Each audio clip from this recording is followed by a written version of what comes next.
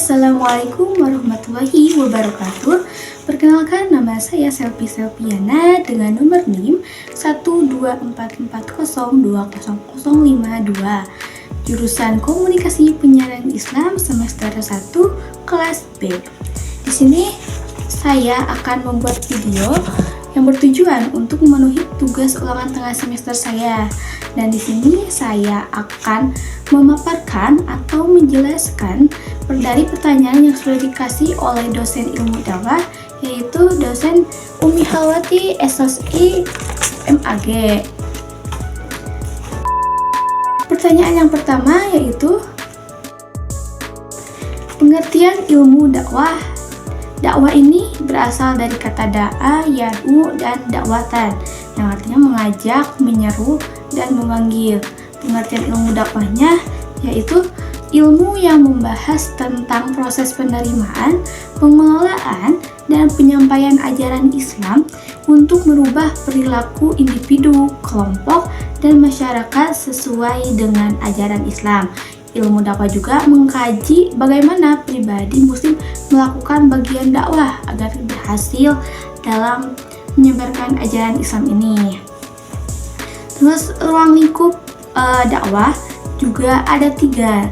Nah, yang pertama at-taujih, yang kedua at-taghyir, dan yang ketiga ar-raja. Nah, at-taujih itu apa? At-taujih ini memberikan tuntunan dan pedoman serta jalan hidup mana yang harus dijalani oleh manusia dan jalan mana yang harus dihindari. Jadi at-taujih ini sebagai pedoman agar kita bisa mengetahui jalan mana yang harus dihindari dan jalan mana yang harus dijalani. Nah, terus yang kedua at-taghyir. At-taghyir ini mengubah dan memperbaiki keadaan seseorang atau masyarakat kepada suasana hidup baru yang didasarkan pada nilai-nilai Islam. Nah, yang ketiga ar-raja. Ar-raja ini memberikan pengharapan akan sesuatu nilai agama yang disampaikan. Terus ar-raja ini harus mampu menunjukkan nilai apa yang terkandung dalam suatu perintah agama sehingga dirasakan sebagai kebutuhan pokok dalam kehidupan masyarakat. Nah, terus ruang lingkupnya itu ada objek material dan objek formal. Nah, objek material ini adalah ajaran pokok agama Islam, yaitu Al-Quran dan Sunnahnya. Nah, serta objek material ini manifestasinya semua aspek kehidupan umat Islam dalam sejarah Islam manusia. Nah, terus objek formal. Objek formal ini sudut pandang tertentu yang dikaji dalam disiplin utama ilmu dakwahnya. Dan pengertian dai secara khusus dan dai secara umum. Dai secara khusus yaitu dai yang merujuk pada individu yang mengambil keahlian dalam dakwah seperti ulama atau mubalik. Nah, kalau secara khususnya itu dai yang individunya itu jadi kayak mubaliknya atau ulamanya. Kalau dai secara umumnya itu setiap muslim yang memiliki kewajiban untuk menyampaikan ajaran Islam. Jadi kalau dai secara umum itu merujuk pada semuanya, semua aspek untuk semua orang harus bisa mengajarkan ajaran Islam. Next, pertanyaan kedua.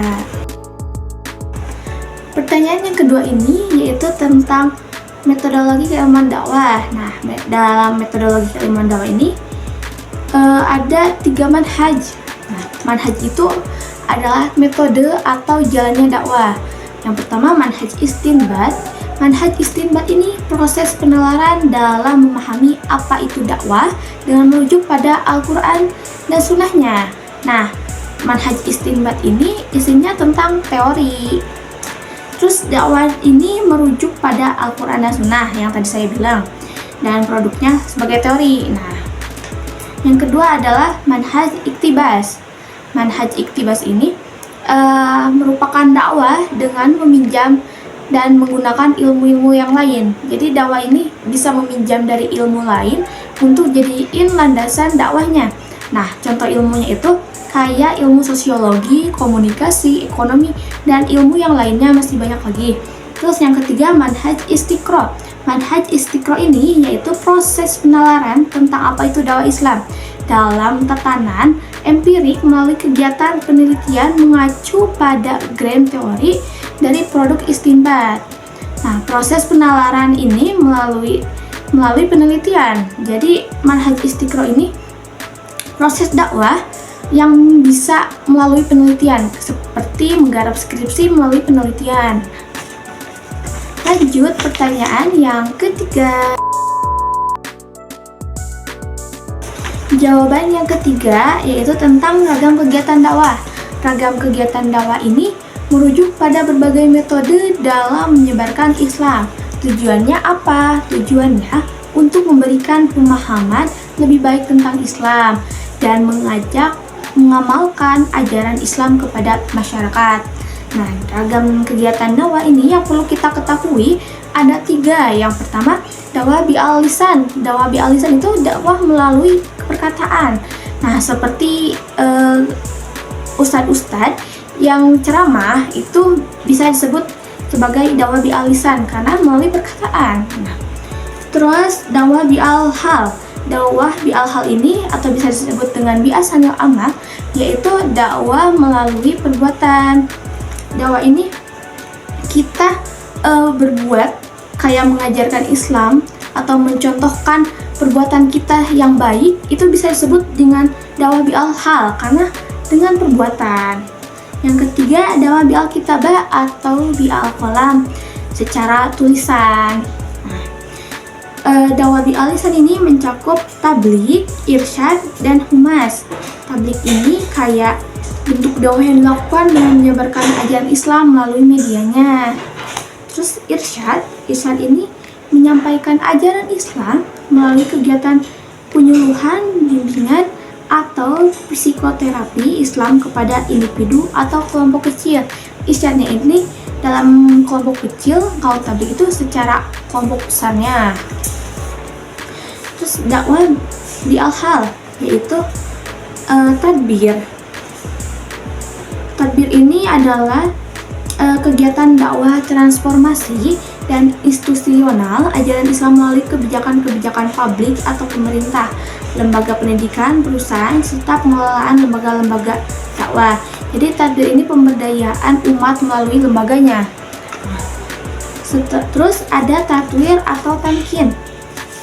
Tatwir atau tamkin ini itu pemberdayaannya ekonomi umat.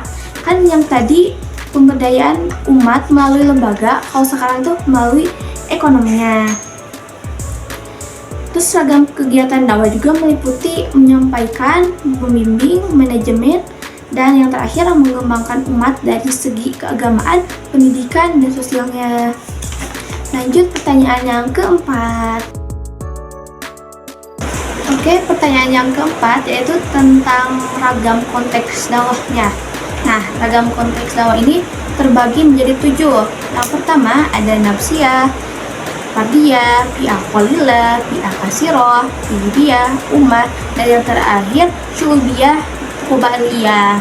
Nah, yang pertama nafsiyah. Nafsiyah ini dakwah secara diri sendiri atau komunikasi intrapersonal. Nah, nafsiyah ini secara istilahnya proses internalisasi ajaran Islam pada tingkatan individu Muslim dalam memfungsikan fitrah diniahnya yang ditunjukkan dalam perilaku keagamaan sesuai syariat Islam. Nah, jadi nafsiyah ini kayak dakwah secara intrapersonal, jadi antara dai dan mad'u. Yang kedua ada fardiyah. Fardiyah ini ajakan ke jalan Allah yang dilakukan 2 orang antara dai atau mad'u. Nah, kalau fardiyah ini mad'unya bisa 1 orang, 2 orang, ataupun 3 orang. Yang ketiga ada fi'ah qalilah.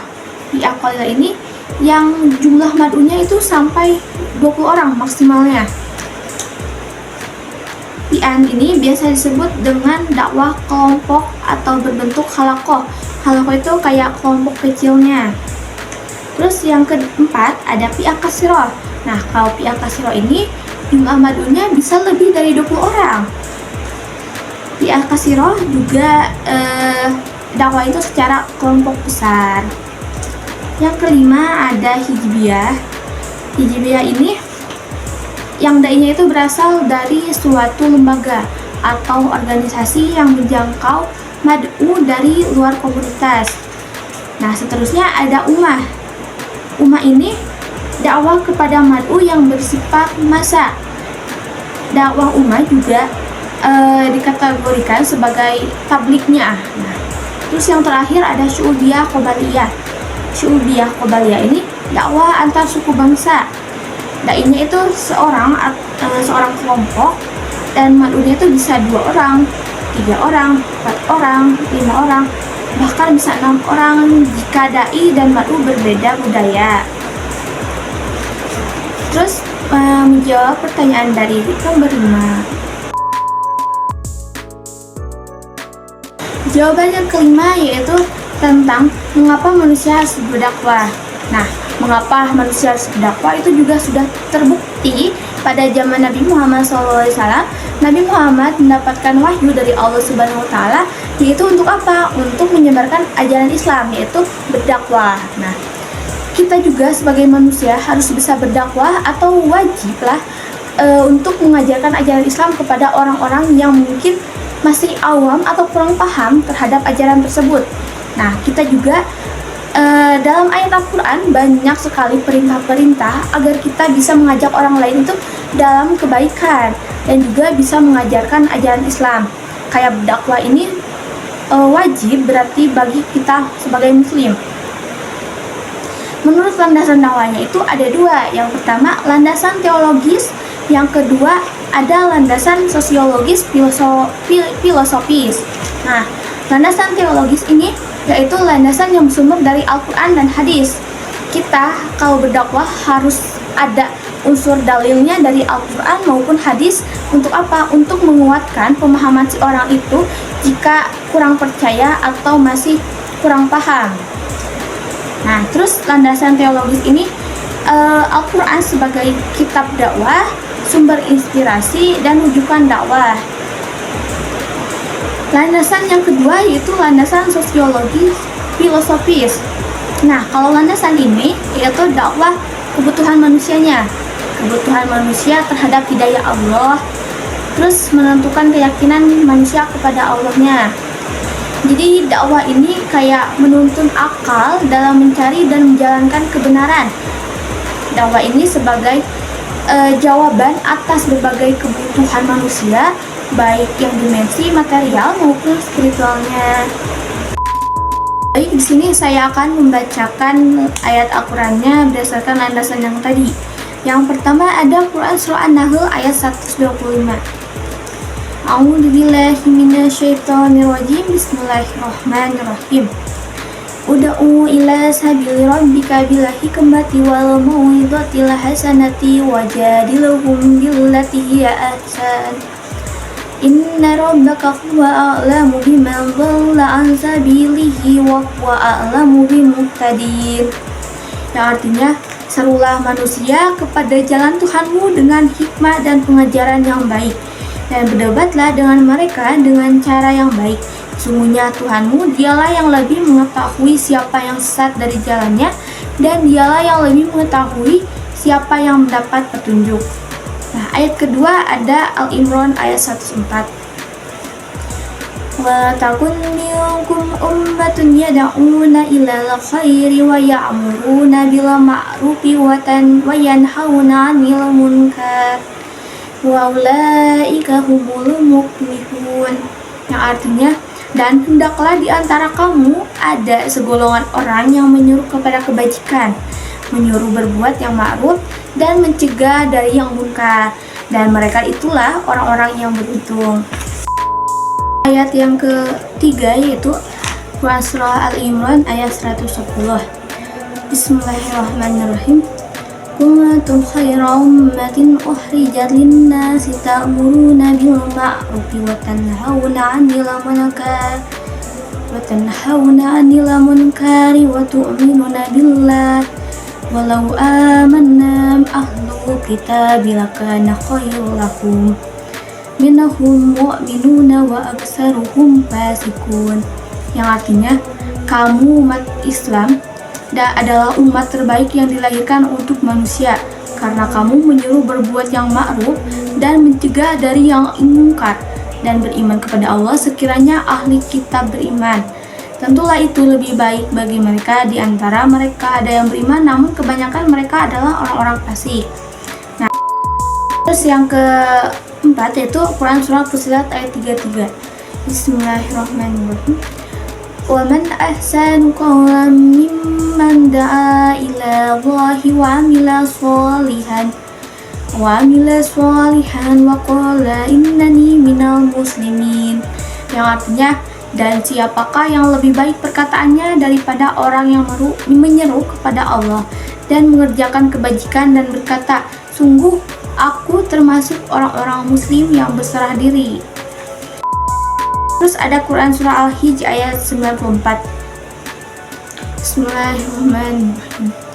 Fasda bima tu'maru wa arid anil musyrikin. Yang artinya, maka sampaikanlah Muhammad secara terang-terangan segala apa yang diperintahkan kepadamu dan berpalinglah dari orang yang musyrik. Nah, terus yang terakhir itu ada Quran Surah Al-Baqarah ayat 221. A'udzubillahi minasyaitonirrajim. Bismillahirrahmanirrahim.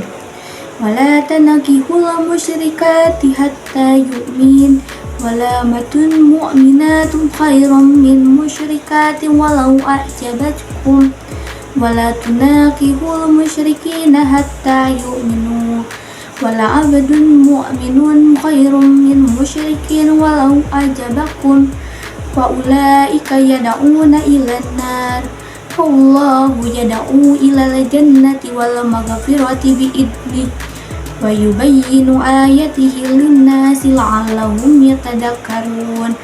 Artinya, dan janganlah kamu nikahi perempuan musyrik sebelum mereka beriman. Sungguh hamba sahaya perempuan yang beriman lebih baik daripada perempuan musyrik, meskipun dia menarik hatimu.